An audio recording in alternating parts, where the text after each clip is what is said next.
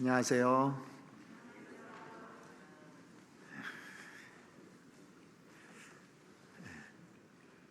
같이 잠깐 기도드리겠습니다. 천지 만물을 창조하시고 인간의 역사를 주관하시는 살아계신 우리 아버지 하나님, 우리가 하나님의 그 큰 사랑으로 말미암아 구원을 받고 천국에 대한 소망 가지고 살아갈 수 있도록 은혜 베풀어 주심에 참으로 감사를 드립니다. 하나님께서 이 세상 사람들을 얼마나 사랑하시는지 저희들 성경을 통해서 밝히 알 수 있도록 은혜 베풀어 주시고, 오늘도 저희와 함께 동행하시면서 저희를 보호해 주시고 또 갈 길을 밝히 보여주시며 우리가 어떻게 살아가야 될지에 대해서도 늘 정로를 가르쳐 주시는 주님, 너무나 감사를 드립니다. 오늘 주님께서 저희들에게 꼭 필요한 말씀을 주시옵고 또 그 말씀을 통해서 하나님의 뜻을 알고 하나님을 기쁘시게 하는 자들이 될 수 있도록 하나님 도와주시옵기를 바랍니다. 이제 내일부터 이교구 전도 집회가 시작됩니다. 그동안 기도해온 그 영혼들, 이번에 끝까지 말씀을 통해서 구원의 큰 역사가 일어날 수 있도록 하나님 도와주시옵소서. 그리고 3월 24일부터 있는 대집회를 위해서도 저희들 기도하고 있습니다. 이번 대집회에도 새로운 영혼들 주님 많이 보내주시고 또 그 영혼들이 우리와 같이 이 말씀을 통해서 천국에 대한 소망 가지고 살아갈 수 있도록 도와주시옵기를 바랍니다. 지금 해외에 있는 많은 선교사님들과 그 가정들, 특히 주님께서 함께해 주셔서 부족한 것들이 없이 복음 전할 수 있도록 도와주시옵고, 해외에도 힘있게 복음 전해질 수 있도록 은혜 베풀어 주시옵기를 바랍니다. 우리에게 남은 시간이 얼마 남지 않은 이 마지막 시대를 살아가는 저희들 더 깨어서 살 수 있도록 도와주시옵고, 이 세상은 혼탁하고 또 가치관 혼란 속에 살아가고 있는데 저희들에게 바른 길을 가르쳐 주시고 또 온전하게 살기를 간절히 원하시며 거룩한 모습으로 살기를 원하시는 주님 뜻에 따라서 저희들 살아갈 수 있도록 도와주시옵기를 바랍니다. 오늘 말씀을 통해서도 큰 교훈이 되고 또 내 마음에 심겨져서 행함으로 또 주님을 섬길 수 있도록 도와주시옵기를 바라오며 우리를 사랑하시는 우리 구주 예수 그리스도 이름으로 기도드렸습니다. 아멘. 성경 말씀 요한계시록 1장 성경을 보시겠습니다.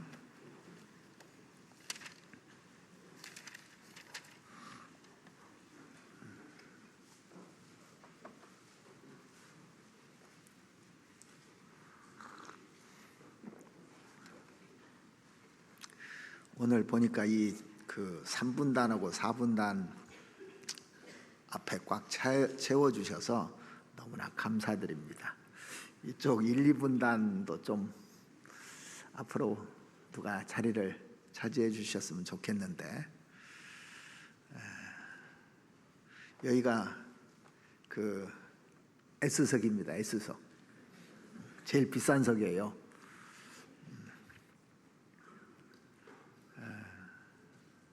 뒤에서 듣는 것보다 앞에서 주일날은 같이 이렇게 듣는 게 좋을 것 같습니다. 요한계시록 1장 9절 말씀부터 제가 읽어드리겠습니다. 9절부터 끝절까지 제가 읽어드리겠습니다. 나 요한은 너의 형제여 예수의 환난과 나라와 참음에 동참하는 자라. 하나님의 말씀과 예수의 증거를 인하여 밤모라 하는 섬에 있었더니 주의 날에 내가 성령에 감동하여 내 뒤에서 나는 나팔 소리 같은 큰 음성을 들으니 가로되 너 보는 것을 책에 써서 에베소, 서머나, 버가모, 두아디라, 사데, 빌라델비아, 라오디게아 7교회에 보내라 하시기로 몸을 돌이켜 나더러 말한 음성을 알아보려고 하여 돌이킬 때 7 금 촛대를 보았는데 촛대 사이에 인자 같은 이가 발에 끌리는 옷을 입고 가슴에 금띠를 띠고 그 머리와 털의 희기가 흰 양털 같고 눈 같으며 그의 눈은 불꽃 같고 그의 발은 풀무에 단련한 빛난 주석 같고 그의 음성은 많은 물소리와 같으며 그 오른손에 7별이 있고 그 입에서 좌우에 날선 검이 나오고 그 얼굴은 해가 힘있게 비치는 것 같더라. 내가 볼 때 그 발 앞에 엎드러져 죽은 자같이 되매 그가 오른손을 내게 얹고 가라사대 두려워 말라. 나는 처음이요 나중이니 곧 산자라. 내가 전에 죽었었노라. 볼지어다 이제 세세토록 살아있어 사망과 음부의 열쇠를 가졌노니 그러므로 내 본 것과 이제 있는 일과 장차 될 일을 기록하라. 내 본 것은 내 오른손에 7별의 비밀과 7 금촛대라. 7별은 7교회의 사자요 7 촛대는 7 교회니라. 제가 이 본문을 읽으면서 소름이 쫙 오더라고요. 내가 만약에 하나님을 만나가지고 이런 명령을 받고 이 모습을 이렇게 봤다면은 소름이 끼치지 않겠습니까? 두려워서 떨고 죽게 되었다고까지 얘기했어요. 우리가 살아계신 하나님을 만나고 있어요. 또 영원토록 계시는 하나님을 아버지라고 부른다는 것이 얼마나 큰 축복인 줄 아십니까? 근데 우리는 일상에 살면서 또 늘 듣는 말씀이니까 감각이 무뎌져서 감동을 못하고 또 이렇게 감격적으로 살지 못하는 것이 참 부끄러운 일입니다, 사실은요.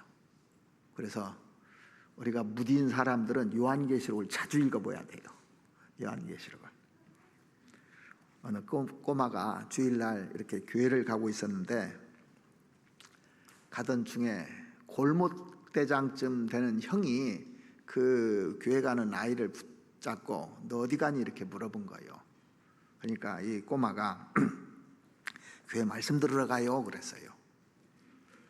그러니까 이 골목대장 되는 그 형이 하나님이 어디 계시냐고 물어봤습니다. 자기 눈에는 하나님이 안 보이거든요. 꼬마가 뭐라고 했냐면 하나님은 너무너무 커서 이 우주에도 담을 수 없다고, 또 하나님은 너무너무 작아서 제 마음속에도 계셔요. 제 마음속에도. 맞죠? 우리 마음속에도. 저는 그 하나님 만나러 가요 그렇게 얘기했답니다. 그런 마음으로 오셨습니까 오늘? 오늘 그 요한계시록 1장을 중심으로 해서 교회 안에 역사하시는 주님의 모습을 한번 우리가 볼 수 있다면 지금처럼은 안 살 거예요. 그래서 제목을 그 교회 안에 역사하시는 주님의 모습이라는 제목으로 좀 오늘 말씀을 드려보겠습니다. 요한계시록을 기록한 이 사도 요한은 도미시안 황제 때 전도를 하다가 붙잡혀서 반모라는 섬에 유배됐습니다. 그 도미시안 황제가 베스파니어스 황제의 아들이라는 거 아시죠? 근데 이 도미시안 그 황제는 스스로 자기가 주님이자 신이라고 칭하면서 황제권을 강화하고 그 예수를 믿는 사람들, 유대교를 믿는 사람들을 엄청나게 핍박했던 인물입니다. 그래서 그 도미시안 황제 때 이 사도 요한이 반모라는 섬에 유배를 가서 거기에서 기록한 책이 요한계시록입니다. 성경의 마지막으로 이렇게 기록한 책인데 9절, 오늘 본문 말씀 9절 한번 보시겠습니다. 나 요한은 너의 형제요 예수의 환난과 나라와 참음에 동참하는 자라. 하나님의 말씀과 예수의 증거를 인하여 밤모라 하는 섬에 있었더니. 자, 예전에 이제 유배를 가면요 못 돌아오는 겁니다, 원래요. 그런데 하나님의 도움으로 이 사도 요한은 밤모섬에서 요한계시록을 기록하고 나중에 에베소 와서 사역하려다가 그 주님 품으로 가잖아요. 그런데 이 사도 요한이 밤모섬에서 엄청난 것을 본 겁니다. 바로 교회 안에서 역사하시는 주님의 모습을 실제 본 겁니다. 자, 12절을 보시면 몸을 돌이켜 나더러 말한 음성을 알아보려고 하여 돌이킬 때 7 금촛대를 보았는데 촛대 사이에 인자 같은 이가 발에 끌리는 옷을 입고 가슴에 금띠를 띠고 쭉 나오잖아요. 그러니까 그 7 금촛대를 보고 그 촛대 사이에 다니시는 주님을 보았다는 겁니다. 7 금촛대가 뭐냐면 그 마지막 그 1장 20절에 답이 나와요. 보면 20절 보면 내가 본 것은 내 오른손에 7별의 비밀과 7 금촛대라. 7별은 7 교회의 사자요 7 촛대는 7 교회니라. 그래서 교회 모습을 쫙 다 본 겁니다.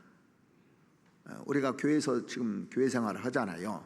그런데 주님께서 이 교회 안에서 어떻게 역사하시는지를 다 보았던 겁니다. 지금도 그러니까 주님께서 이 교회 안에서 역사하고 계시고 우리의 모습들을 다 지켜보고 계신 겁니다. 그렇다면 교회 안에 주님이 어떤 모습으로 역사하시는지를 우리가 확실히 알면요 교회 생활 잘할 겁니다. 그래서 오늘 이 말씀을 좀 드려보고자 합니다. 첫 번째로 교회 중앙에 주님이 역사하시는 겁니다. 자, 13절 한번 보시죠. 촛대 사이에 인자 같은 이가 이렇게 돼 있어요. 촛대 사이라는 것은 영역본에 보면요 in the midst 그렇게 돼 있어요. 중앙에, 교회 중앙에 그 주님이 계시는 겁니다. 교회의 이 머리로 계신다고 배웠죠? 중앙에 계셔요. 보이십니까? 보이세요? 안 보이세요? 주님이 계신 것이. 볼 수 있는 눈을 가진 사람은 복 있는 사람입니다. 이게 믿음의 눈으로 볼 수 있는 눈을 가진 사람은 복된 사람이에요. 그러니까 중앙에 계신데 내가 함부로 하겠느냐고요. 근데 그걸 모르니까 함부로 얘기하는 거예요. 함부로 행동하고. 그래서 진짜 그게 계시구나 어떻게 볼 수 있습니까? 성경을 통해서 봐요. 하나님은 어떻게 봅니까? 성경을 통해서 봐요. 우리가 전도집회 때 많이 듣잖아요. 별은 망원경으로 보고 세균은 현미경으로 보고. 얼마나 많이 전도집회 때 듣습니까? 그리고 하나님은 성경을 통해서 본다고 늘 배우는데 실제 몰라요. 성경을 통해서 하나님이 역사하시는 걸 보는 겁니다. 그래서 만물 위에 교회의 머리로 주셨느니라. 그러니까 교회의 머리로 계신 겁니다. 자, 우리가 내 머리 내가 볼 수 있어요, 없어요? 못 보죠? 뭘로 봐요? 거울을 통해서 보는 거예요. 제가 내 머리 못 봐요. 근데 머리 분명히 있습니까, 없습니까? 머리를 내가 볼 수 없다고 머리 없다 그럴 거냐고요. 그 내 머리는 거울을 통해서 보듯이 하나님이 이 교회 안에 계신다는 것을 성경을 통해서 보는 겁니다. 그러니까 교회의 주인이 누굽니까? 목사도 아니고 또 집사님들도 아니고 봉사회장, 어머니회장도 아니고 교회의 주인이 주님이에요. 그래서 그러면 이 사람들은 뭐냐? 쓰임받는 부분이라는 겁니다. 전부 다. 자, 우리가 구원받을 때 목사가 구원시켜줍니까? 아니잖아요. 주님께서 직접 피를 흘려주셨잖아요. 그리고 주님이 나를 구원해 주시고 주님이 교회에다 우리를 연결시켜 준 겁니다. 머리에 지금 다 연결되어 있는 거 이게요. 뭐 팔이고 몸이고 모든 것이 다 연결되어 있지 않습니까? 사도 바울은 주님이 교회의 머리로 있다는 것도 알고 중앙에 있다는 것도 알았을 겁니다. 들어서 알았을 거예요. 그런데 진짜 봤다고 해봅시다. 완전 다르죠. 예? 진짜라는 것을 딱 알고 꼬꾸라졌다고 돼 있잖아요. 죽게 된 것 같은 모습으로 돼 있다고 돼 있지 않습니까? 그래서 우리가 구원받고 신앙생활을 하고 있지만 교회 안에, 교회 중앙에 주님이 계신다는 것을 못 보는 경향들이 참 많아요. 왜? 성경을 제대로 안 보거든요. 있는데도 몰라요. 제가 웃긴 얘기 하나 해드릴게요. 얼마 전에 이제 우리 교회에서 설교는 안 했는데 페루에 있는 정석영 선교사님이 오셔가지고 같이 교제하게 됐어요. 잠깐 들렸다 갔거든요. 하룻밤만 자고. 근데 갑자기 저한테 그러더라고요. 목사님, 여기 담배 피는 사람이 있어요, 교회에? 아니요. 근데 왜 남자 화장실에다가 금연구역이라고 붙여놨어요? 그러더라고. 에이, 그럴 리가요. 못 봐서요? 못 봐서요. 아니, 크게 붙여 있던데요? 아니요, 못 봤어요. 오래전에 붙여 있던데요? 그러는 거예요. 자꾸 붙어 있다고 해서. 아니라고.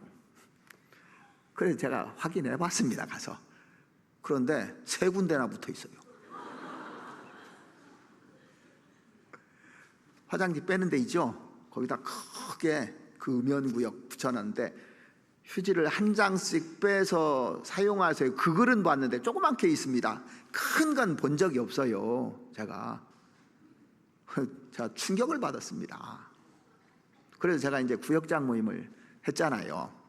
그 구역장들 이제 교구별로 5명씩 해서 4번에 걸쳐서 이제 물어봤어요. 근데 구역장들 물어봤는데 딱 한 사람 봤다고 하더라고요.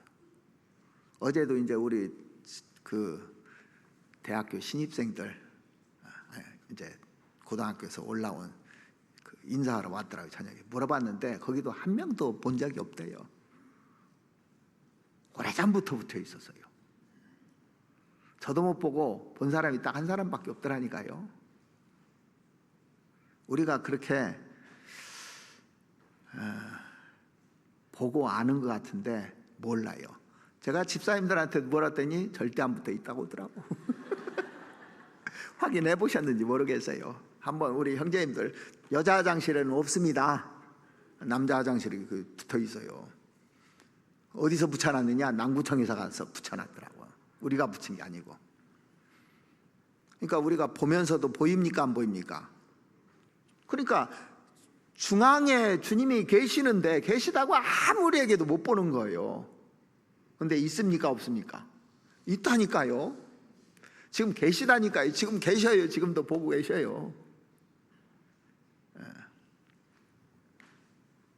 그래서 내 생각이 절대적이다, X표입니다. 내가 맞다, 그것도 아닐 수 있어요. 내가 옳다, 아닐 수 있어요. 항상 비춰봐야 됩니다. 나를 살펴봐달라고 했죠. 시편 139편에 보면은. 그래서 우리가 정말 못 보는 게 너무 많아요. 교회 중앙에 딱 계시다는 걸 알면 함부로 못 합니다. 어느 수도원장이 한 제자만 아끼고 유독 사랑했어요. 제자들이 많은데. 그러니까 다른 제자들이 얼마나 불만이 많았겠습니까? 예수님 제자들도 예수님께 불만 많았어요. 세 제자만 데리고 다니잖아요. 중요한 일에. 변화산상에 회당장 야이로의 딸을 살릴 때도 세 제자만 데리고 다니까 나머지 제자들이 불만이 많았을 거예요. 그래서 이 나머지 제자들이 원장에게 찾아와서 불만을 토했습니다. 저 아이는 우리보다 배운 것도 부족하고 행동도 느리고 말도 어눌하고, 근데 왜 그 제자만 소중히 여기시냐고 이제 원장에게 나머지 제자들이 와서 따진 겁니다. 원장이요, 제자들에게 새를 한 마리씩 손에다 쥐어주고 이렇게 말했답니다. 오늘 저녁까지 아무도 보지 않는 곳에 가서 이 새를 죽이고 돌아오라고. 그러면 내가 이유를 설명해 주마 얘기했답니다. 그래서 이제 제자들이요, 이 새를 가져가서 임무를 다 완수하고 왔어요. 그래서 저녁에 이제 뭐 했는데 어디서 새 소리가 나는 거예요. 죽이라고 했는데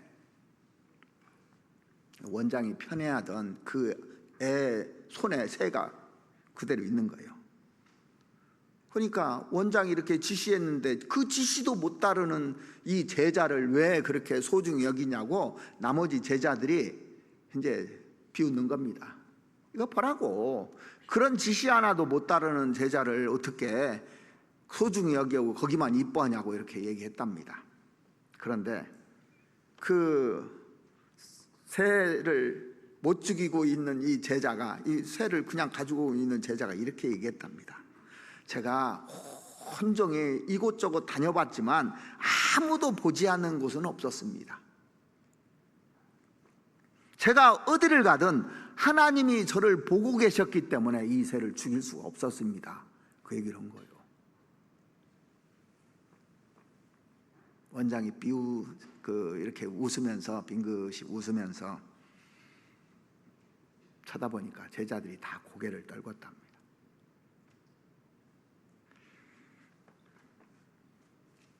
이 존 칼빈의 모토가 뭐냐면 코람데오, 다 아실 겁니다. 하나님 앞에서 내가 산다는 거예요.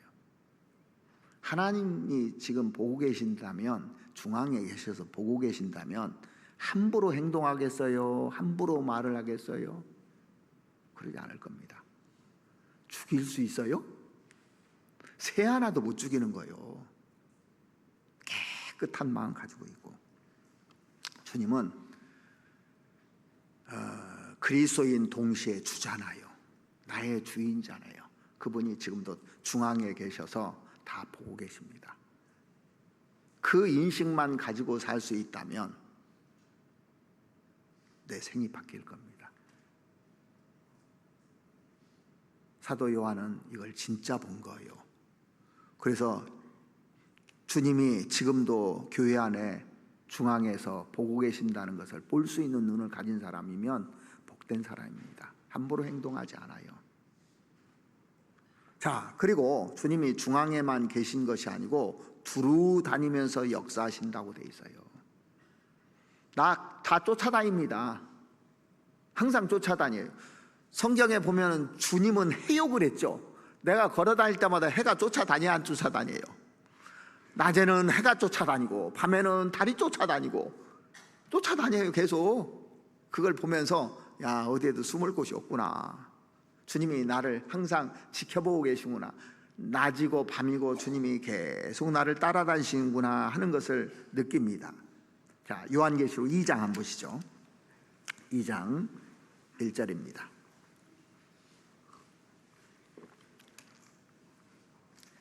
에베소 교회의 사자에게 편지하기를 오른손에 7 별을 붙잡고 7 금 촛대 사이에 다니시는 이가 가라사대. 7 금 촛대는 교회 아니죠.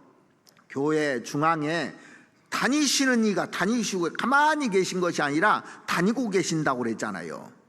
그러니까 구원받은 사람 속에 가만히 계신 거, 구원받은 사람이 다니는 데마다 또 쫓아다니시는 겁니다. 항상. 그러니까 다 보고 계시죠. 고린도후서 6장 16절에 보시면 내가 저희 가운데 거하며 두루 행하여 그렇게 돼 있어요. 거할 뿐만 아니라 두루 행한다고 돼 있습니다. 자, 예수님께서 이스라엘 땅에 오셨잖아요. 그래서 베들레헴에 계신 것이 아니고 갈릴리만 계신 것이고 두루두루 다니셨습니다.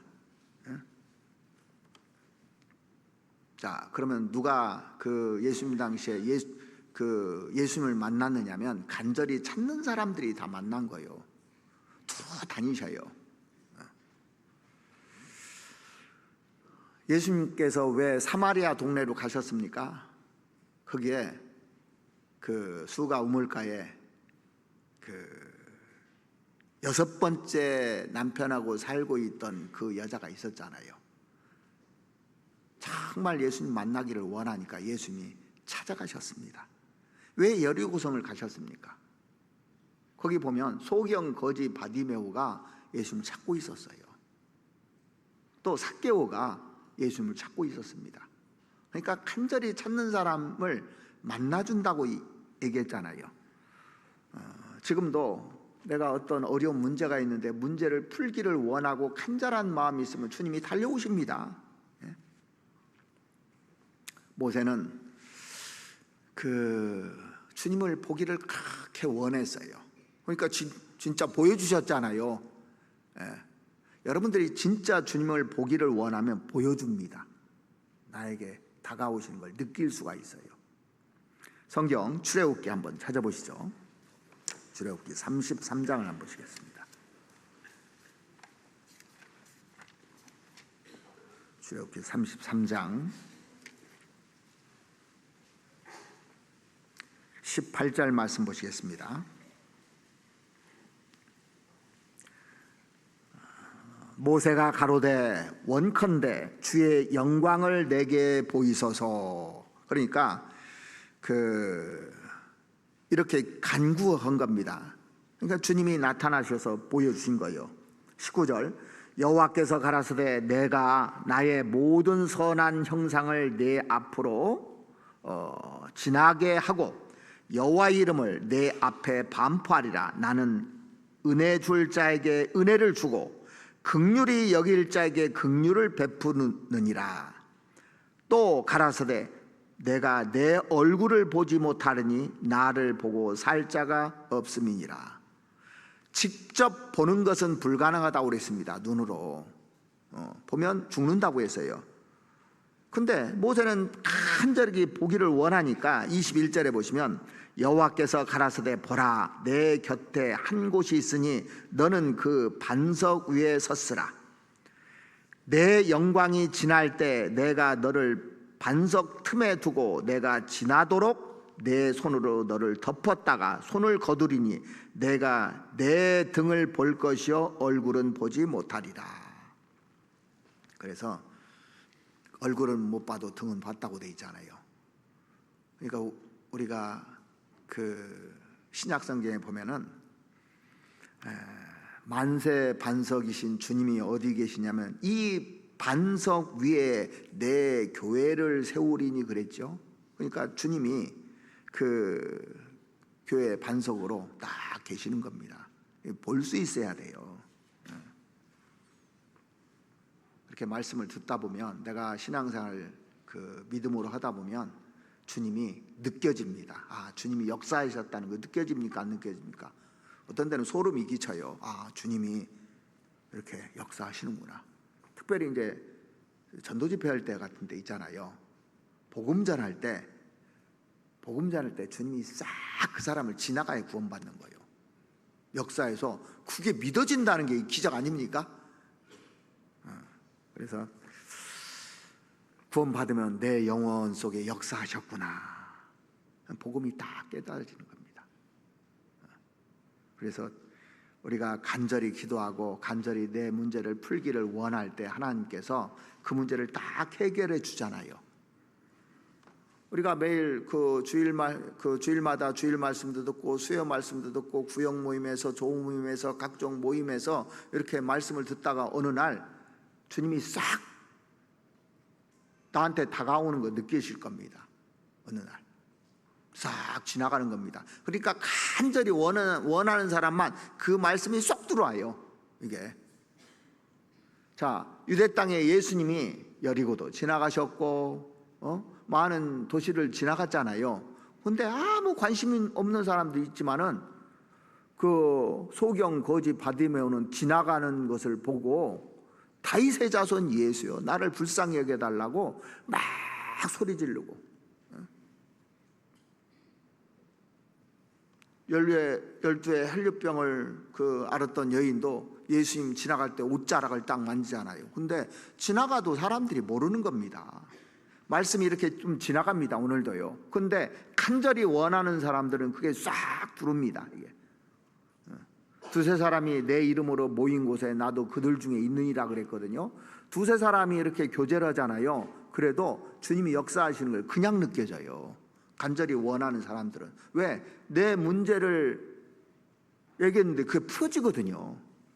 저도 어떤 때는 보면요, 조모임에 한 세 사람 모일 때도 있더라고, 어디 종가는. 근데 더 크게 역사하는 것도 느껴지고 합니다. 그래서 수하고 상관없어요. 두세 사람이 주님의 이름으로 역사하는 곳에 두루 다니면서 주님이 해결을 해주고 가신다니까요. 주님이 아니면 해결을 할 수가 없잖아요. 그렇죠? 그래서 모임을 그냥 가지 마시고 내 어려운 것들, 내가 궁금했던 것들, 이런 걸 가지고 가야 하나님이 해결해 주시는 겁니다. 아무 생각도 없으면 그냥 지나가시는 거예요. 지나가시는 거예요. 나한테 역사 안 해주고요. 그리고 교회 안에 주님이 어떤 모습으로 역사하시냐면 대제사장으로 역사한다고 오늘 요한계시록에 나옵니다. 요한계시록 1장 한번 보시죠. 다시 본문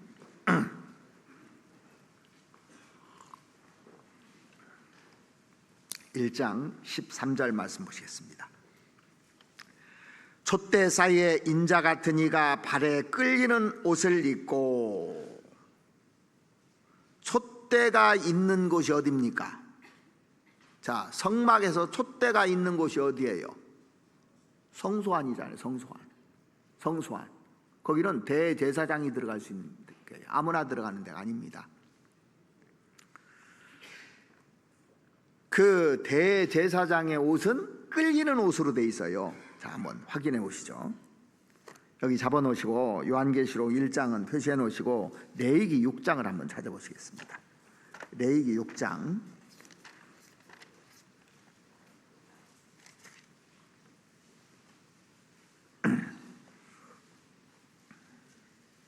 6장 10절 말씀입니다.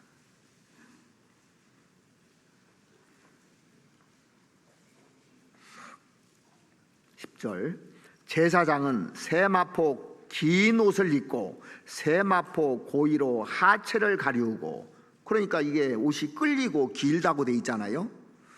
성소 안에 이 대제사장은 이런 옷을 입고 들어갑니다. 발에 끌리는 옷을 입고 들어가는 거예요. 예수님은 멜기세덱의 반차를 좇는 대제사장이라고 우리가 알고 있죠. 창세기 14장에 보면. 그러니까 예수님은 레위 계통의 제사장이 아니고 멜기세덱의 반차를 좇는 영원한 제사장이라고, 영원한 제사장입니다. 자, 히브리서 7장 한번 보시죠. 히브리서 7장 히브리서 7장 23절 말씀을 보시겠습니다.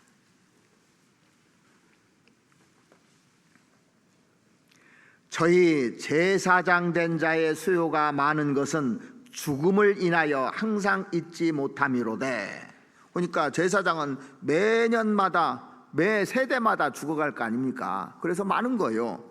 예수는 영원히 계심으로 그 제사 직분도 갈리지 아니하나니, 그러므로 자기를 힘입어 하나님께 나아가는 자들을 온전히 구원하실 수 있으니 이는 그가 항상 살아서 저희를 위하여 간구하심이라. 그래서 제사장은 죄 문제를 해결해 주는 분이잖아요. 그러니까 이 구약시대의 제사장들은 매 세대마다 죽어갔기 때문에 그 수가 많은데 예수님은 영원한 제사장이라는 겁니다. 26절 이러한 대제사장은 우리에게 합당하니 거룩하고 악이 없고 더러움이 없고 죄인에게서 떠나 계시고 하늘보다 높이 되신 자라. 그러니까 여기 이분은 하늘보다 높은 분이 누구입니까? 예수님밖에 없는 거예요. 저 대제사장들이 먼저 자기 죄를 위하고 다음에 백성의 죄를 위하여 날마다 제사를 드리는 것과 같이 할 필요가 없으니 이는 저가 단번에 자기를 드려 이루셨습니다. 그래서 예수님은 우리를 위한 제물이 된 동시에 이 제사장이라는 겁니다. 우리 죄를 대신하기 위해서 죽어준 어린 양이잖아요. 제물이 되신 겁니다. 그리고 우리 죄를 해결해 주신 유일한 대제사장이라는 겁니다. 그래서 교회 안에 예수님 뭘로 계십니까? 대제사장으로 계시는 거예요. 우리의 모든 문제를 해결해 주시는 분이라는 거예요. 이 대제사장이라는 것은. 자, 그 21절 한번 보시죠. 21절, 10장 21절, 10장 21절.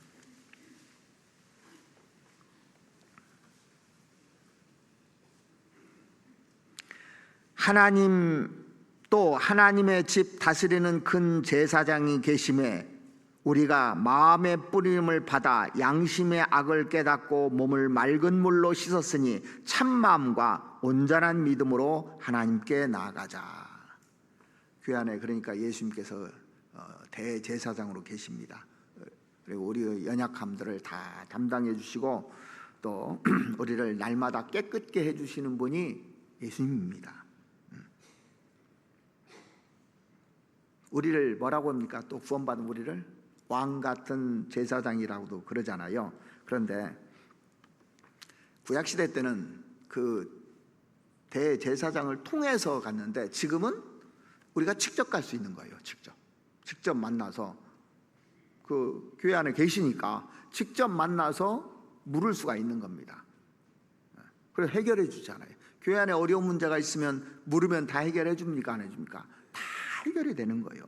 자, 요한계시록 이제 다시 한번 돌아가서 보시겠습니다. 1장 13절입니다. 촛대 사이에 인자 같은 이가 발에 끌리는 옷을 입고 가슴에 금띠를 띠고, 금띠를 어디에다 띄었다고 돼 있어요? 가슴에다 띄었다고 그랬습니다. 가슴. 이제 이 띠를 띠는데 허리에 띠를 띠고도 있고 가슴에 띠를 띠고도 있어요. 그 다니엘서 한번 찾아보시죠. 다니엘서 10장에 보시면 다니엘서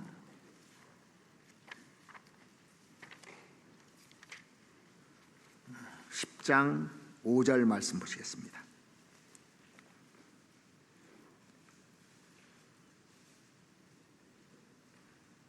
그때 내가 눈을 들어 바라본즉 한 사람이 세마포 옷을 입었고 허리에는 우수바 정금띠를 띠었고 그 몸은 황옥 같고 그 얼굴은 번갯빛 같고 그 눈은 횃불 같고 그 팔과 발은 빛난 녹과 같고 그 소리는 무리의 소리 같더라. 이게요 요한계시록의 6절에 보면 요한계시록에 나오는 얘기를 써놓은 거예요. 똑같이 본 겁니다. 이 다니엘도 이걸 봤잖아요. 그러니까 한 사람이 여기는 한 사람이 세마포 옷을 입었고 대제사장이라는 겁니다. 그럼 누구예요 이게요? 예수님이에요. 근데 이때는 허리에는 우수바 정금띠를 띠었고, 자 여기는 허리라고 있지 않습니까? 가슴이 아니고 허리입니다. 누가복음 12장 35절에 보시면 허리에 띠를 띠고 등불을 켜고 서 있으라 그랬습니다. 그러면 왜 다니엘서나 누가복음 12장에는 허리에 띠를 띠라고 되어 있냐면 이 다니엘서는 예수님이 구원을 완성하기 전이에요. 그렇죠? 자, 예수님께서 유대 땅에 계실 때는 일하고 계셨어요. 그래서 내 아버지께서 이제까지 일하시니 나도 일한다 그랬습니다.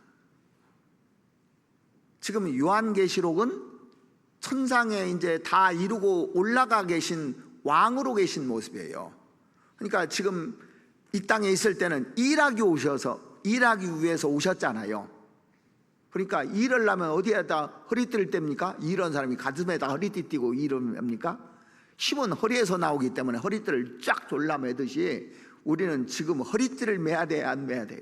우리도 허리띠를 매는 겁니다. 그래서 예수님이 3년 반 동안 이 공생애 하시면서 바삐 일을 하셨잖아요.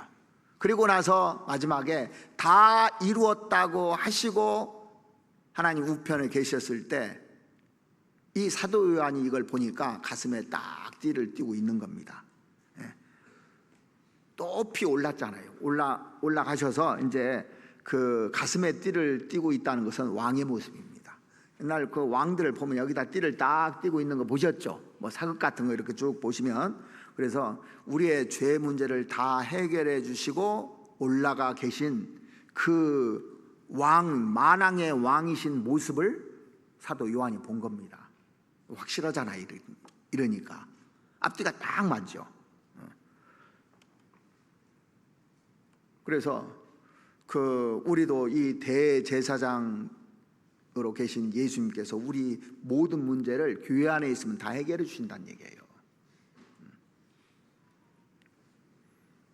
그리고 또 이 교회 안에서 주님이 어떤 모습으로 역사하시는 것이 나오냐면 이 지혜로 역사하시는 모습이 나와요.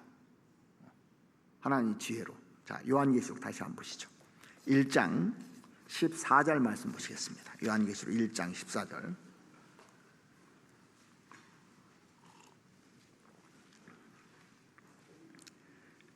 그의 머리와 털의 희기가 흰 양털 같고 눈 같으며. 자, 예수님을 어떻게 표현했냐면 머리의 희기가 흰 양털 같고 눈 같다 그랬죠. 그러니까 노인의 모습입니다. 백발은 대체적으로 나이가 들면 머리가 휘어집니다. 그래서 이 성경 그 잠언에 보면 이렇게 되어 있습니다. 잠언 한번 찾아보시죠. 잠언 20장을 한번 보시겠습니다. 잠언 20장 29절입니다.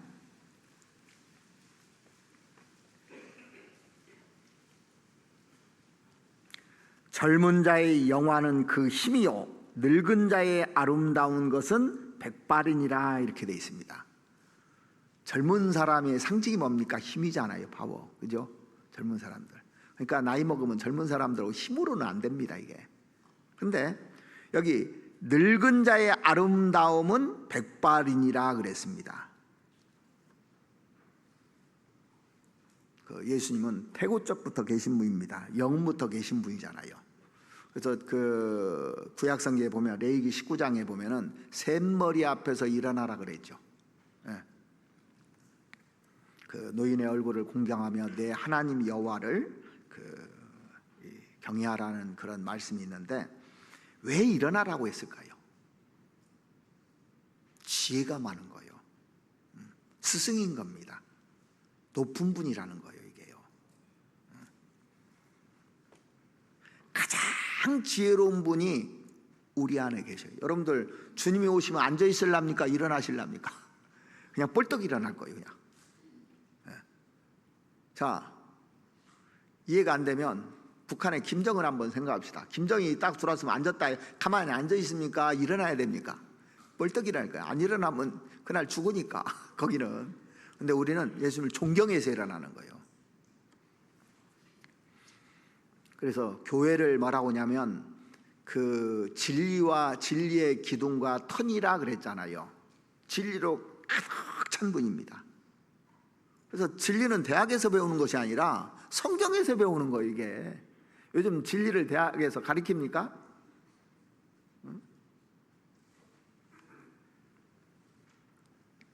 그래서 그 교회 안에 있으면 지혜로워져요. 똑똑해집니다. 그러니까 무명한 자 같으나 유명한 자요 그랬잖아요. 그 주님하고 같이 있다 보니까 그 어부인 베드로, 야고보, 그 요한, 안드레 그 일개 어부거든요. 배운 것도 별로 없는데 얼마나 똑똑합니까?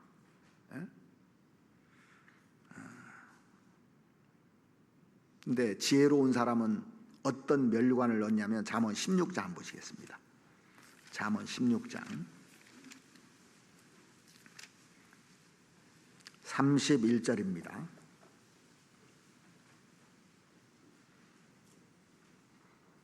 백발은 영화의 면류관이라 의로운 길에서 얻느니라.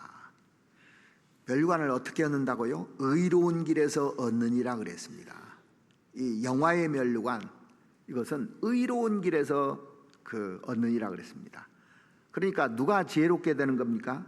교회 안에서 말씀대로 바르게 살아야 지혜롭게 되는 거예요. 구원받은 지 오래됐다고 지혜 있는 게 아닙니다. 바르게 살아야 돼요. 바르게 산다는 것은 정답을 배우면 절대 헤매지 않아요. 성경은 정답을 얘기하는 겁니다. 성경대로 하면 돼요. 자, 성경이 하라면 하고 하지 말라면 안 하면 됩니다. 이게 지혜로운 겁니다. 그래서 버리라면 버리고 취하라면 취하고, 이게 지혜로운 거예요. 요령 피우고 자기 생각대로 하는 사람이죠. 지혜로운 사람이 아닙니다. 그래서 성경을 한마디로 얘기하면 저는 네 머리 믿지 말라, 네 생각 믿지 말라. 절대 안 붙어 있다고요? 금연구역이? 믿지 말라 이거요. 확인해 보라는 거예요. 확인해 보면 그 얘기 합니까 안 합니까? 우리가 그렇게 어리석어요 다. 그래서 내가 절대적으로 맞다고 생각하지 말라고 그랬잖아요. 스스로 지혜롭게 여기지 말지어다. 그 얘기를 잠언 3장에 나와 있는 얘기를 얼마나 많이 듣습니까? 그런데 다시 돌아가 버려요. 자, 요한계시록 1장 다시 한번 보시죠. 1장 14절.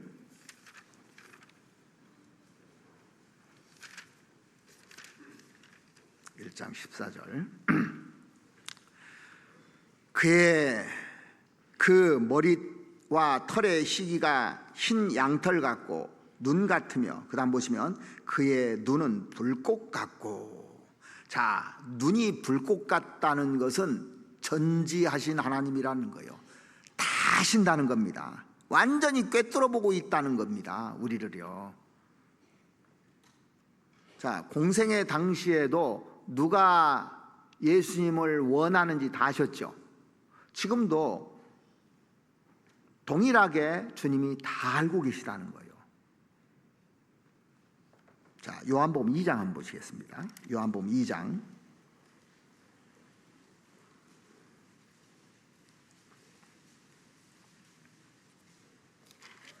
요한복음 2장 23절 한번 보시죠.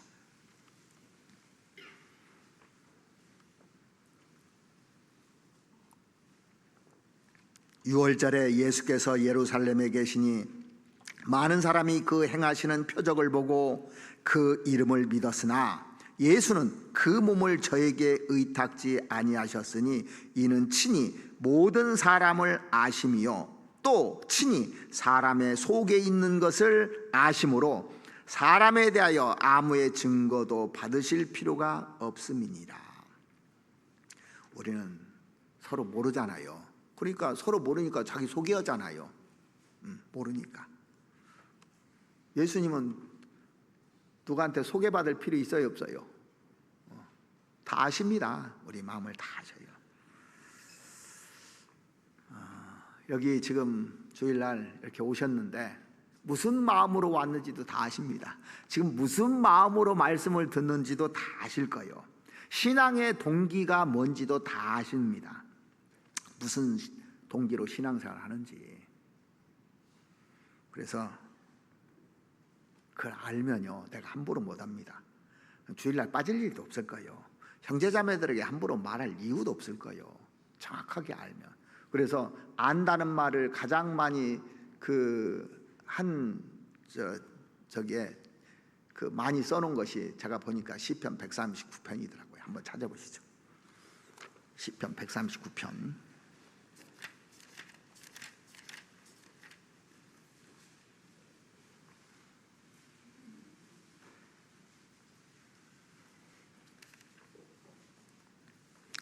여기 1절부터 4절까지 보니까 안다는 말을 7번이나 써놨어요. 자, 보십시오. 여호와여 주께서 나를 감찰하시고 아셨나이다. 감찰한 것도 아는 거고 아셨나이다. 주께서 나의 앉고 일어섬을 아시며 멀리서도 나의 생각을 통촉하시며, 아신다는 얘기잖아요.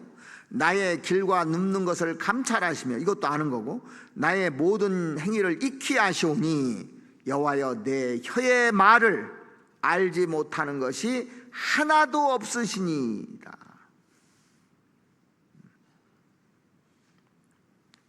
지금 말씀을 듣고 있는데 마음은 저 콩밭에 가 있는지 아실까요 모르실까요? 다 아십니다. 모르면 하나님이 아니죠. 그러니까 신앙의 동기라든가 뭐 말하는 동기, 의도, 이거 다 아십니다. 사실은요. 통촉하고 다 안다고 돼 있어요. 제가 그 요한계시록 2장 3장에 이렇게 그 교회 7교회에 대해서 기록한 걸 보면서 놀라운 사실이요, 거기다가 전부 다 일부러 그렇게 하신 것 같아요. 다 안다는 얘기를 써놨어요. 다. 한번 찾아보실까요? 요한계시록 한번 찾아보시죠. 요한계시록 2장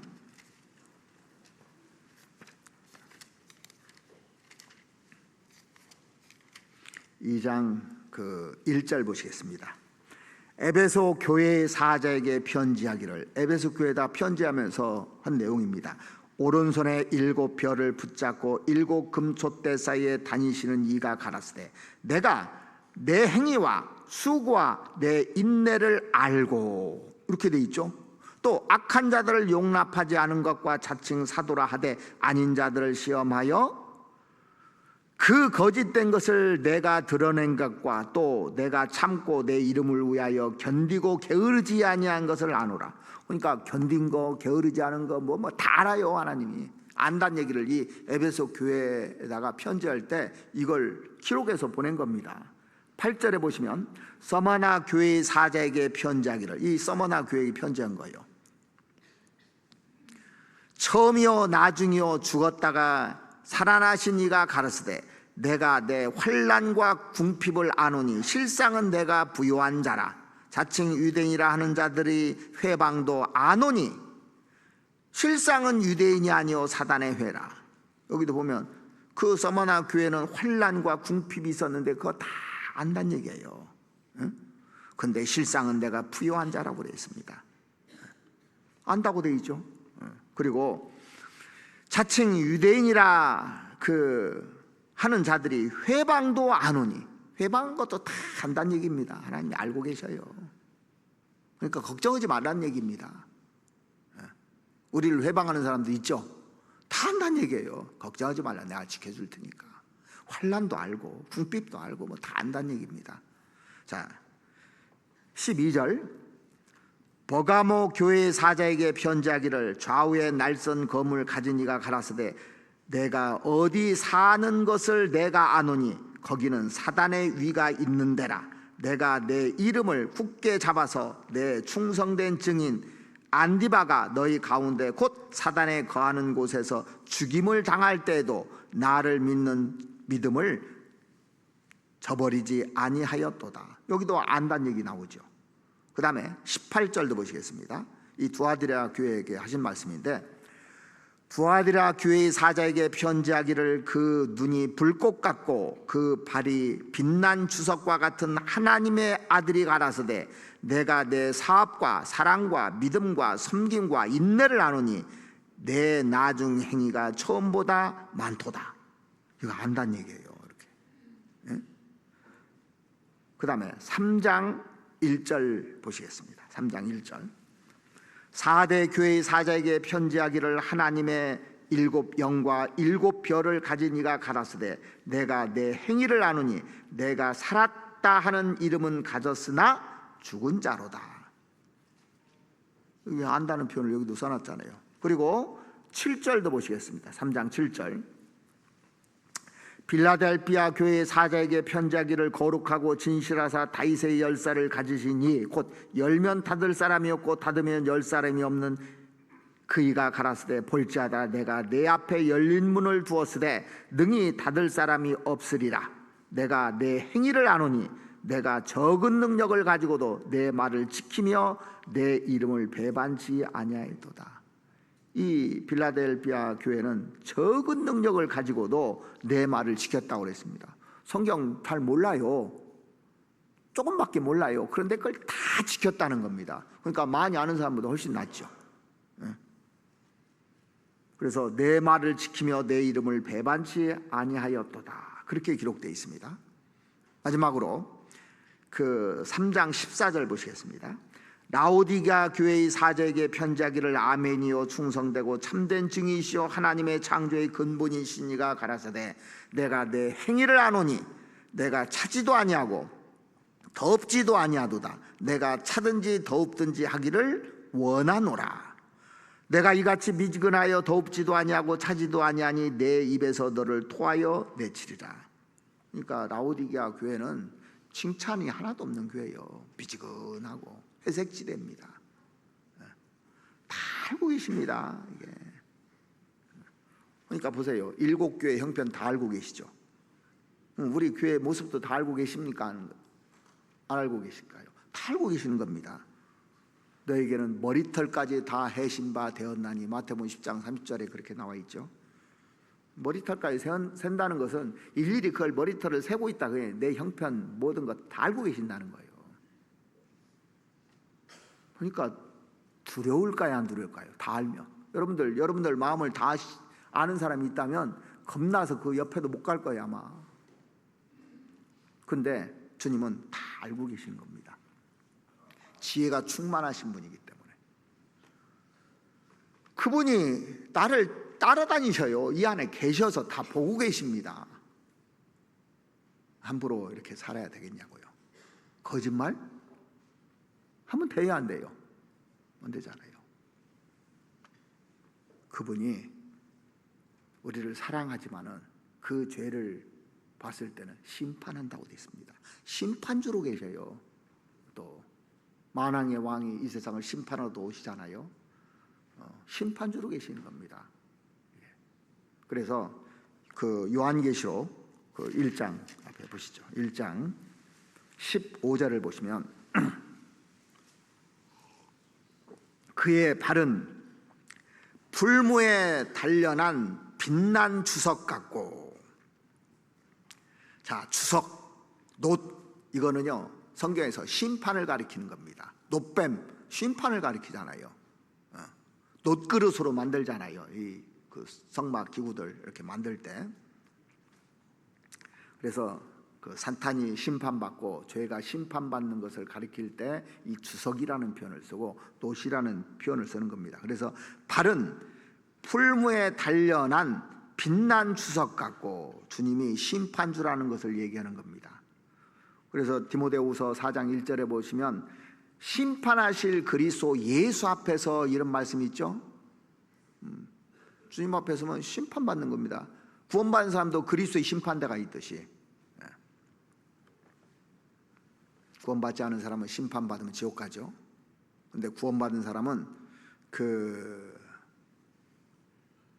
우리에게 징계 내리시죠. 징계가 없으면 사생자의 참 아들이 아니라 그렇듯이 구원받은 사람에게도 주님이 이 징계 내리시고 심판하시는 겁니다. 하나님이 그러니까 이 세상에 복도 내리고 화도 내리는 것을 이스라엘 민족을 통해서 아주 여실히 보여주잖아요. 그래서 교회적으로도, 교회 안에, 지금 신약시대 교회 안에도 무슨 죄를 지면 교회에서 징계를 합니다. 심판을 해요. 뭐 이방 결혼을 한다든가 뭐 하면 징계도 하고, 또 도덕적으로 심각한 죄를 지면 교회에서 징계도 합니다. 심판하는 곳입니다. 사실은요. 주님이 심판하는 것이지, 어떤 사람은 목사가 한다고 착각을 해요. 주님이 심판주로 계시는 겁니다. 이 말씀대로. 그래서 교회를 대적한다는 것은 주님을 대적하는 겁니다. 이게 왜? 교회의 주님이 심판주로 계신데, 자, 재판장에서 재판관은 이렇게 대들거나 소란 피우면 뭐요? 법정 소란죄 뭐 이런 걸로 들어가요. 그냥 함부로 못합니다. 거기서. 사도 바울이 되기 전에 사울이었잖아, 이름이. 그 사도행전 9장에 보면은 이거에 나옵니다. 예수님께서 사울아 사울아 내가 어찌하여 나를 핍박하느냐, 예수님께서 그랬었습니다. 그러니까 주여 네 시오리까? 나는 내가 핍박하는 예수라 그랬습니다. 사실은 스테반을 죽이는데 가편투표를 하고 외국성까지 가서 예수 믿는 사람들 죽이고 이런 일을 하면서 자기는 의로웠다고 생각한 거예요. 자기 일이 맞다고 생각한 겁니다. 근데 나중에 보니까 뭐예요? 이게 예수 믿는 사람들 핍박한 것이 나를 핍박했다고 되어 있잖아요. 그러니까 성도를 핍박하는 것은 누구를 핍박하는 겁니까? 예수를 핍박하는 거예요. 이 성경에 그렇게 기록되어 있잖아요. 성도를 선대하는 것은 예수님을 선대하는 겁니다. 예수님을 선대하고 한다고 하면서, 아니 예수님을 막 이렇게 한다고 하는데 성도를 핍박해요. 그런 선대하는 것이 아니라 핍박하는 겁니다. 그래서 교회를 대적하는 것은 아주 심각한 죄입니다. 이게. 다른 죄는 다 용서받아도 무슨 죄는 용서 못 받는다고요? 성령을 회방하는 죄 용서 못 받는다고도 성경에 나오잖아요. 그래서 여기 그의 발은 빛난 주석 같고 심판주로 계시다는 겁니다. 심판주로. 이 마귀가 우리를 공격해 와요. 공격해야 합니다. 흔들어요. 그리고 요동치게 만듭니다. 사람들을 선동도 하고. 그럴 때 어떻게 해야 됩니까? 선을 딱 그어야 돼요. 그럴 때는. 근데 분별을 못하면 그냥 마귀 밥이 되는 겁니다. 주님은 영이시라고 했습니다. 영. 그래서 신앙생활하는데 중요한 것이 동기입니다. 동기. 바른 동기로 해야 돼요. 우리가 바른 동기로 살지 않습니까? 부족한 것이 있어도 주님이 다 커버해 주셔요. 제가 보니까 바른 동기면 내가 부족해도 그걸 주님이 다 커버해 주십니다. 그래서 바른 마음을 가지고 신앙생활하는 것이 무엇보다도 중요한 겁니다. 왜? 심판주로 계시는 거니까. 그리고 교회 안에 주님은 어떤 모습으로 역사하시냐면 말씀으로 그 일꾼을 붙잡아서 역사하셔요. 교회 안에 일꾼들을 많이 두잖아요. 일꾼을 통해서 일을 하십니다. 구약시대 때도 하나님이 혼자 일하셨습니까? 모세를 통해서, 여호수아를 통해서, 일꾼들을 통해서 일을 하는 겁니다. 신약시대 때도 예수님이 제자들을 통해서 일을 하고.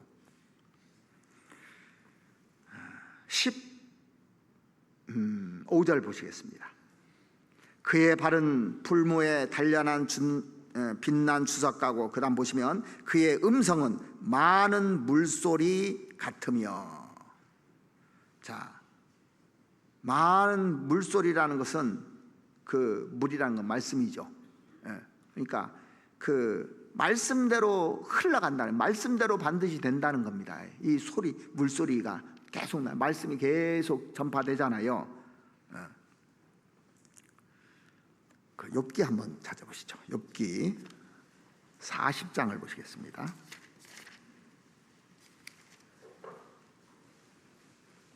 욥기 40장 9절 말씀 보시죠.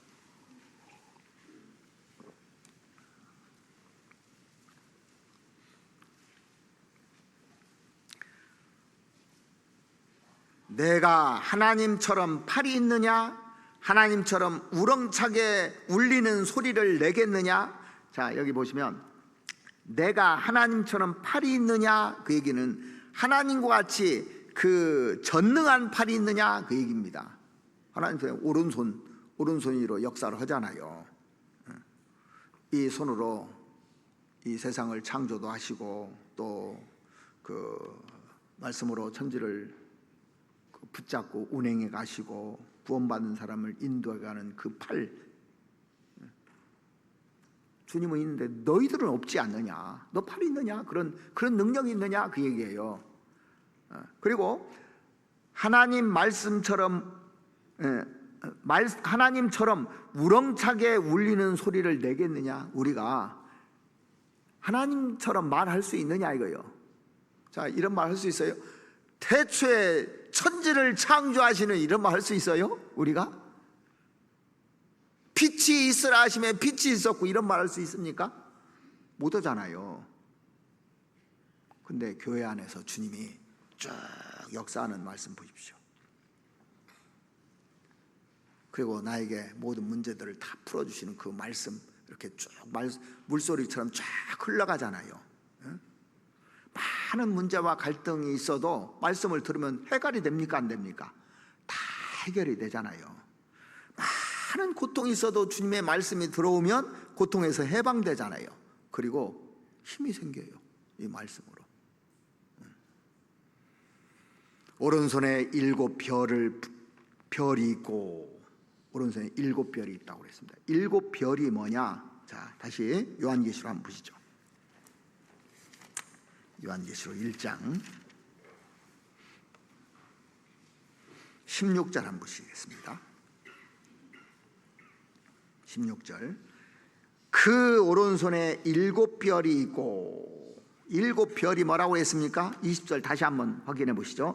내가 본 것은 내 오른손에 7 별의 비밀과 7 금촛대라. 7 별은 7 교회의 사자요, 그렇게 돼 있어요. 이 사자라는 말이 헬라어로 엥겔로스라고 하는데, 엥겔로스는 2가지 뜻이 있습니다. 천사라는 뜻도 있고 일꾼이라는 뜻이 있어요. 그래서 그 마가복음 1장에 보면은 내가 내 사자를 보낸다, 엥겔로스를 보낸다, 일꾼을 보낸다, 그런 뜻이거든요. 그 세례요한을 엥겔로스라고 그랬잖아요. 일꾼입니다, 일꾼. 내가 그 보내는 일꾼. 그러니까 이 7 별은 일꾼들을 얘기하는 겁니다.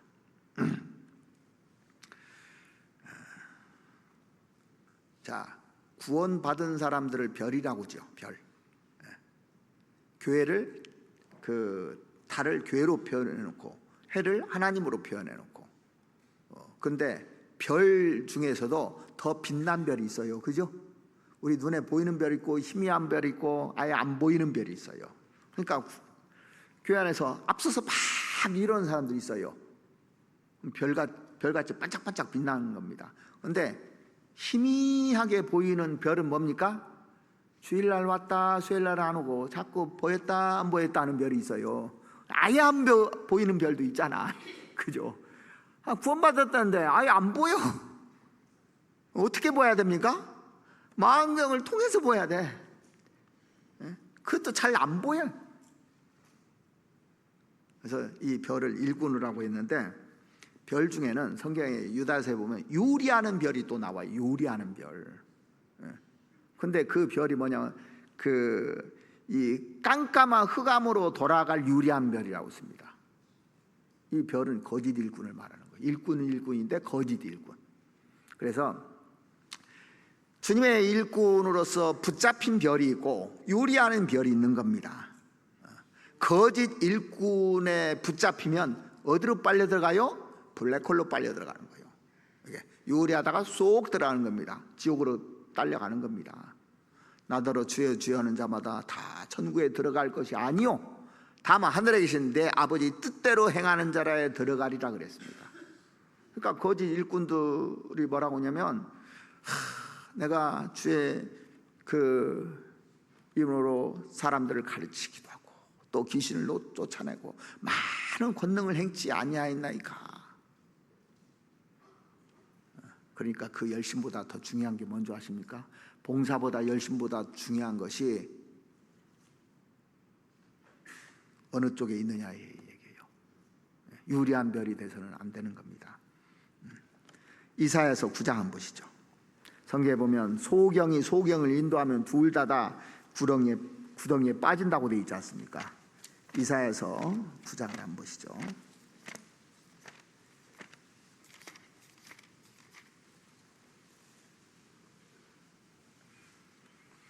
이사야서 9장 16절 말씀 보시겠습니다.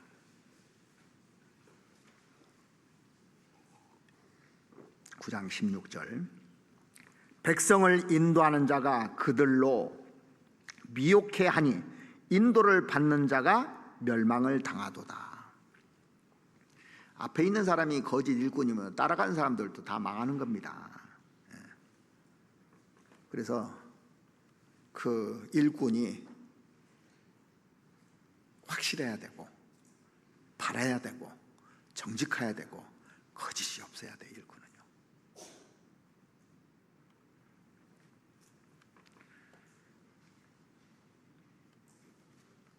그래서 지금도 교회 안에요, 일꾼들을 붙잡아서 일을 하십니다. 그런데 일꾼이 타락하잖아요. 하나님 일꾼 버려버려요. 타락하면요. 전도인들도요, 열심히 일하다가 이게 잘못되잖아요. 그러면 하나님 버리더라고요. 많은 사람들이 버려졌어요. 그래서 선줄로 생각하는 자는 넘어질까 조심하라고 하는데 항상 조심해야 되는 겁니다. 그래서 성경의 기준에 맞춰서 법대로 바르게 살고 정직하게 살고 거룩하게 사는 것이 답입니다, 사실은요. 자, 요한계시록 다시 한번 보시겠습니다. 1장 16절. 그 오른손에 7뼈이 있고 그 입에서 좌우에 날선 검이 나오고, 하나님의 입에서 좌우에 날선 검이 나온다고 했어요. 날선 검. 자, 이게 나오면 무섭죠.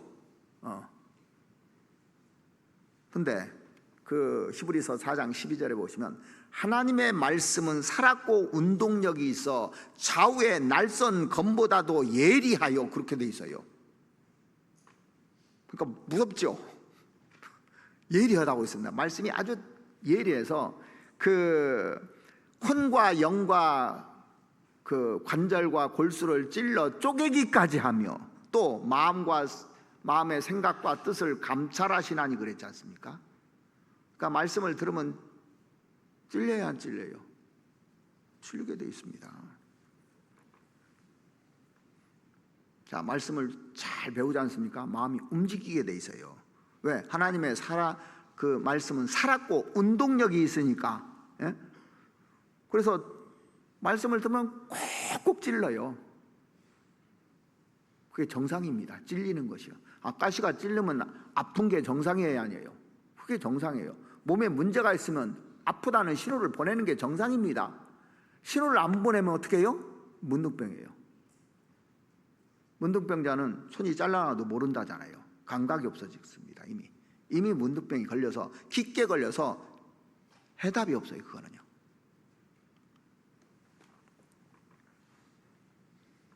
말씀을 들으면요, 이상하게 콕콕 찔립니다. 그런데 그 이사야서 30장에 보면 한번 찾아보시죠. 이사야서 30장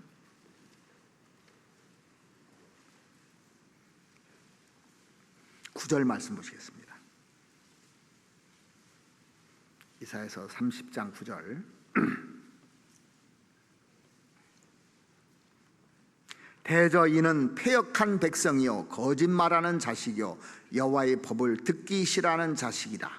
그들이 선견자에게 이르기를 선견하지 말라, 선지자에게 이르기를 우리에게 정직한 것을 보이지 말라, 부드러운 말을 하라, 거짓된 것을 보이라. 너희는 정로를 버리며 첩경에서 돌이키라, 이스라엘의 거룩하신 자로 우리 앞에서 떠나시게 하라 하는도다. 그러니까 부드러운 말 좀 해달라는 거예요. 부드러운 말을 해야지 왜 이렇게 찔리는 말을 하냐고. 뭐요 이게? 거짓된 사람이, 이 패역한 백성이고 거짓말하는 자식이요 여호와의 법을 듣기 싫어하는 자들은 이렇게 얘기한다는 거예요. 좀 부드러운 말을 해주지. 사도행전 2장에 보면 베드로가 하나님의 말씀을 쭉 하니까 어떻게 반응했는지 한번 찾아보시죠. 사도행전 2장 한번 보시죠. 사도행전 2장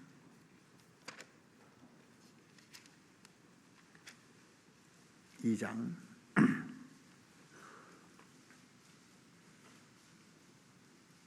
37절입니다.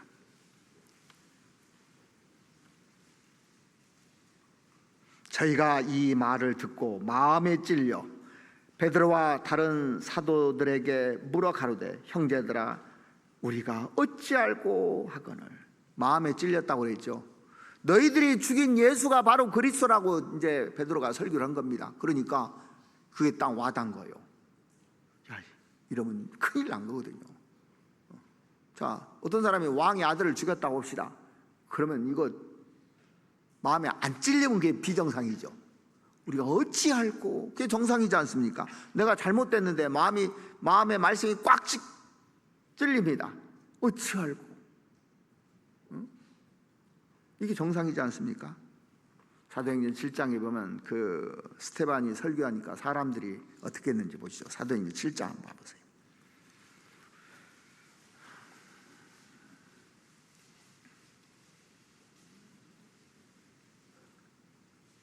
사도행전 7장 51절부터 보시겠습니다. 복이 곧고 마음과 귀에 할례를 받지 못한 사람들아, 들을 기가 없는 겁니다. 마음은 딱딱해가지고 이 들어갈 자리도 없고, 너희가 항상 성령을 거스려 너희 조상과 같이 너희도 하는도다. 너희 조상들은 선지자 중에 누구를 핍박지 아니하였느냐. 의인이 오시리라고 예고한 자들을 저희가 죽였고 이제 너희는 그 의인을 잡아준 자요 살인한 자가 되나니 너희가 천사에 전한 율법을 받고도 지키지 아니하였도다 하니라. 이렇게 설교를 한 겁니다. 스데반이 성령이 충만하여 54절 저희가 이 말을 듣고 마음에 찔려, 그 다음 뭐라고 되어 있습니까? 저를 향하여 이를 갈고를 그렇게 되어 있어요. 자, 사도행전 2장에서는 그 베드로 사도가 말을 했을 때 어찌알고 하고 회개하는 사람이 있는가 반면 여기는 뭐라고 되어 있습니까? 어찌알고가 아니라 이를 갈거늘 그렇게 되어 있어요. 이를 갈거늘. 우리 교회는 안 그런데요, 제가 옛날에 그 목회를 하던 교회가 있었는데 어떤 자매님이요 설교 끝나고 나서 그러더라. 저들으라고 하셨죠 그러더라고. 저는 전혀 몰라요. 그 상황도 모르고. 제가 이제 어떤 문제가 있으면 문제 있는 설교 절대 안 씁니다. 저는 거기다 모르고 하는 건 몰라도 제가 알면서까지 할 필요가 있냐고요. 일부러 안 해요. 제가 그런 설교는 타겟이 될까 봐. 근데 오해하는 사람들이 있습니다. 누가 나한테 고자질한 줄 알고. 그러면 일부러 안 된다니까요. 제가요. 나더라고 한다요. 그러면서 일을 가리면 어떻게 되겠습니까? 말씀을 들으면요 두 가지 반응밖에 안 나와요. 어찌할고든지 이를 갈든지.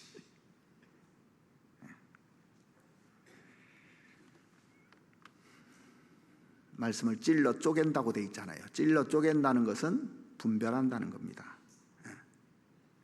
그래서 양심에 하나님께서 말씀을 쭉 넣잖아요. 정상적인 사람은 마음에 찔려요. 왜? 이건 하나님이 직접 하시는 얘기니까. 사람의 소리로 들으면 이를 가는 거예요. 지금 이 스데반이 설교할 때 사람들이 이를 갈았잖아요. 그 입에서, 주님의 입에서 날성검이 나온다고 그랬지 사람이 하는 게 아닙니다. 이게요. 자, 성경에 이 길을 걸어가면 복을 받을 것이다. 그럼 복 받는 겁니다. 이 길을 걸어가면 저주를 받을 것이다. 성경에 신명기 28장에 그거 나오지 않습니까? 이스라엘 백성들에게 순종하면 복을 받고 불순종하면 저주한다고. 그 길을 가는 겁니다. 내가 어떤 길을 가고 있느냐가 중요한 겁니다. 이게요. 자, 요한계시록 1장 다시 보시겠습니다. 1장 16절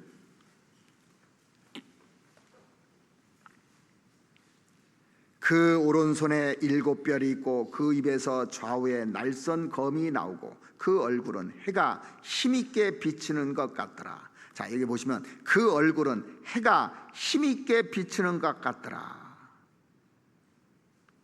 자, 말씀을 이렇게 잘 들으면요 내 얼굴에 밝아져요. 내가 바르게 살면 말씀을 들으면서 막 이게 기쁨이 옵니다. 여호와 하나님은 해욕을 했잖아요. 그 시편 84편 11절에 보시면 해를 받으면 좋죠. 예. 여러분들 구질구질한 날이 좋아요? 해 뜬 날이 좋아요? 자, 해를 받으면 뜨거워집니다. 자, 하나님의 말씀을 잘 받으면요 마음이 뜨거워져요. 그럼 사랑이 들어옵니다. 자, 하트 표시를 검정색으로 안 하죠? 빨강색으로 하잖아요. 하나님 마음을 상징하는 겁니다. 이게요. 검정색은 뭐 지옥이라든가 어두움, 막 안 좋은 거잖아요. 그래서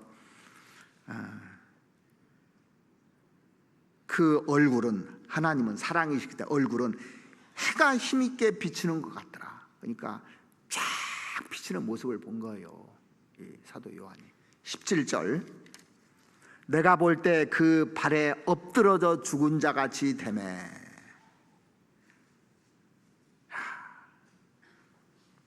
자, 하나님을 온전히 알면요, 이게 덜 두렵고 떨린 거예요. 하나님이 같이 있다고 하잖아요. 두렵고 떨린 거예요, 사실은요.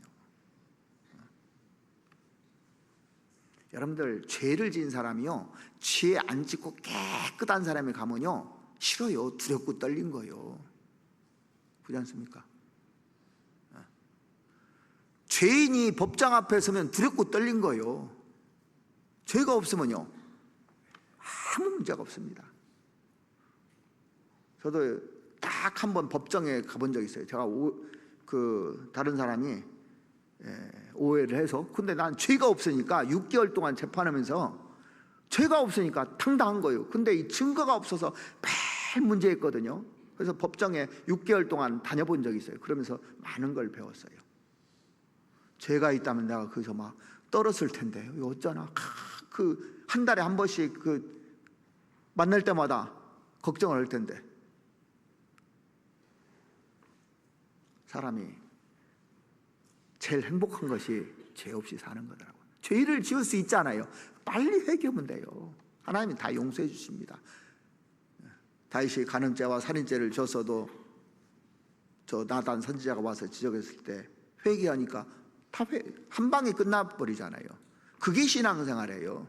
그걸 가지고 가고 자존심 세우는 것이 신앙생활이 아니고. 두려워 떨 때 두려워 말라 그러잖아요. 두려워 말라.